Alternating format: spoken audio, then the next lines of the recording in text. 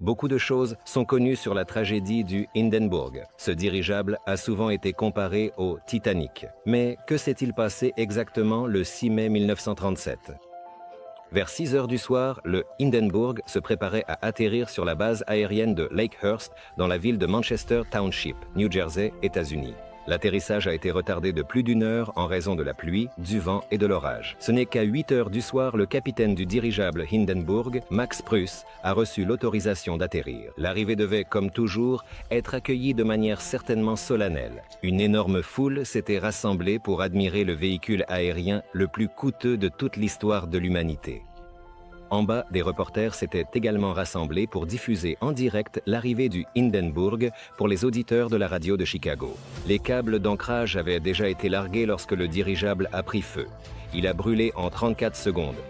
À bord se trouvaient 97 personnes, 61 membres d'équipage, 36 passagers et 879 kg de bagages. Chaque passager a payé 400 $ pour ce vol.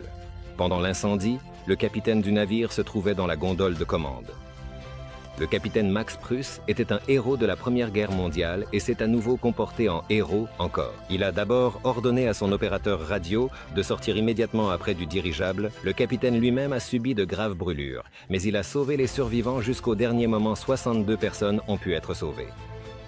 Qui est Max Pruss? Il est resté dans l'histoire comme le capitaine de dirigeable le plus célèbre. Son nom est inscrit dans le livre d'or des aviateurs. Ses blessures, lors de la catastrophe du Hindenburg, étaient si graves que son visage est resté déformé jusqu'à la fin de sa vie. Et pourtant, le dirigeable n'a pas été décisif dans la vie du capitaine. Avant et après le Hindenburg, sa carrière a été couronnée de succès. Avant et après cet événement, il était convaincu de la nécessité des dirigeables en tant que moyen de transport de passagers. Max Pruss insistait sur la sécurité des transports en abandonnant l'hydrogène et en passant à l'hélium. Dans les années 40 du XXe siècle, il s'est souvent disputé avec Hermann Göring, le Reichsmarschall du Grand Reich allemand. La raison en était que Göring refusait de moderniser la flotte aérienne et de développer la construction de dirigeables. Qu'est-il arrivé au capitaine après le Hindenburg? Max Pruss était très estimé. Il a effectué au cours de sa vie 171 traversées de l'Atlantique.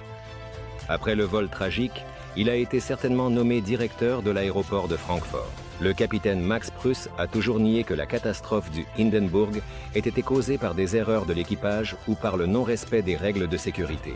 Il insistait sur la thèse de l'attentat, arguant d'un contrôle strict des passagers à qui l'on retirait tout objet susceptible de provoquer un incendie. Malgré la tragédie, Pruss n'a pas cessé d'essayer de relancer la construction de dirigeables, croyant en leur potentiel pour le transport de passagers et le commerce. Dans les années 50, il a présenté un projet de dirigeable à l'hélium, prouvant son avantage par rapport aux avions, mais il n'a pas réussi à attirer suffisamment d'investissements. D'ailleurs, beaucoup pensaient que le capitaine Max Pruss était obsédé. En effet, à l'ère des avions à réaction et des fusées spatiales, sa passion pour les dirigeables semblait être un anachronisme. Mais Pruss n'était pas un fou. Il voyait le potentiel des dirigeables, leur économie, leur respect de l'environnement, leur capacité à livrer des marchandises dans des endroits difficiles d'accès. Il croyait que l'avenir de l'aviation ne résidait pas dans la vitesse, mais dans la durabilité. Il achetait de vieux plans et rassemblait une équipe de passionnés comme lui. Le problème était que les financiers refusaient, il y avait trop de sceptiques et le lobby de l'aviation était trop puissant. Ce n'est que des décennies après la mort du capitaine, en 1997, qu'un dirigeable Zeppelin a été créé, environ. Aujourd'hui, les dirigeables renaissent non seulement pour le divertissement et le tourisme. Des entreprises du monde entier développent des modèles écologiques et efficaces avec des systèmes de navigation modernes, ouvrant de nouvelles opportunités pour la science et les affaires. Le projet russe, dirigeable de nouvelle génération, vise à prouver leur importance pour le développement durable, en offrant aux investisseurs des conditions avantageuses. Le rêve du capitaine Pruss se réalise. Désormais, il trouverait facilement des adeptes et des investisseurs.